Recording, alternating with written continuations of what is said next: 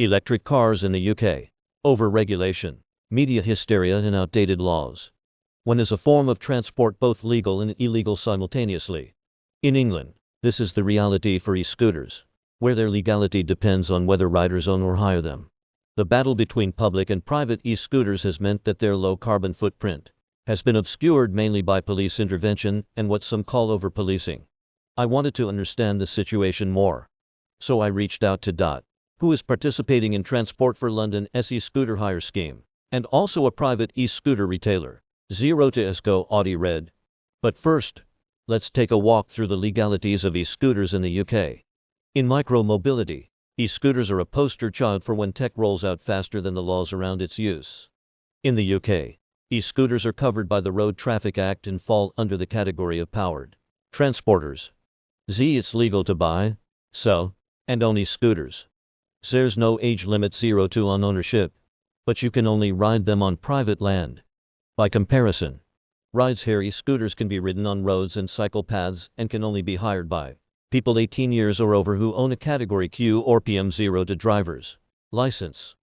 For all riders, there are penalties for bad behavior, including a £60 fine for riding on the footpath, and a £120 fine and 6 driving license penalty points for using a mobile phone or riding through a red light.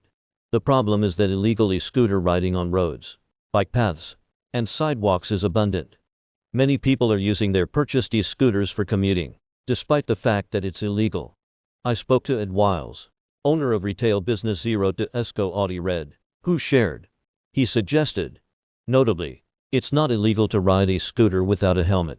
However, rideshare companies like that offer incentives to riders. These include bonus points towards free rides for those that take a selfie wearing their helmet. Wiles also raises an important point: the risk of injury. There's plenty in the press about injuries caused by riding an e-scooter, and the head of the Metropolitan Road and Transport Police has not helped their reputation by branding them as death traps.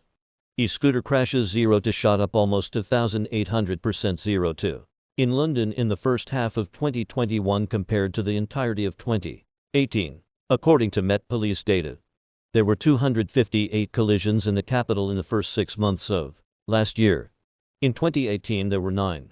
It's unclear exactly how many of the injured riders are private owners riding illegally, or rideshare participants.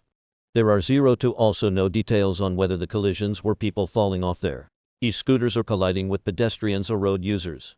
We do know that those injured are most likely to be inexperienced riders. A 2018 report into e-scooter injuries resulting in hospital or emergency service treatment found that 2/3 of those injured had ridden an e-scooter 0 to 9 times.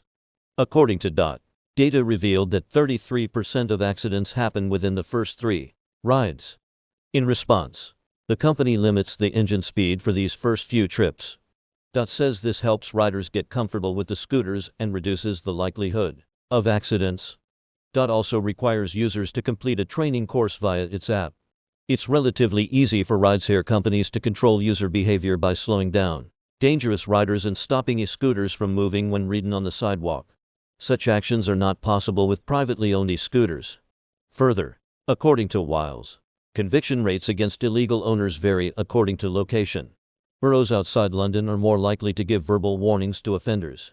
For example, officers in London seized 3,637 privately owned e-scooters in total between January and November 2021.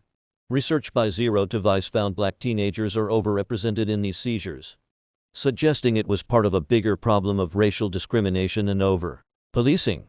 Earlier this month, a private e-scooter rider sought compensation after suffering serious injuries when he was overtaken by a London bus while riding his e-scooter illegally on the road. His lawyer told Zero to the Times. In December 2021, Zero to TfL banned private e-scooters on its network after one burst into flames. According to Wiles, at present, the legalization of e-scooter on UK roads and bike lanes is up in the air. Rideshare trails have expanded to 34 areas of England. They were originally due to last 12 months, but are now extended to November 2022. Until the UK government's rideshare e-scooter trial concludes, it's unlikely we'll see any indication of legal reform around e-scooter use. Rideshare companies are working hard in their communities to ensure rider safety. Regardless, I'm not sure private e-scooters will collectively suddenly town the line. Attempts to curtail private owners riding illegally show no sign of succeeding.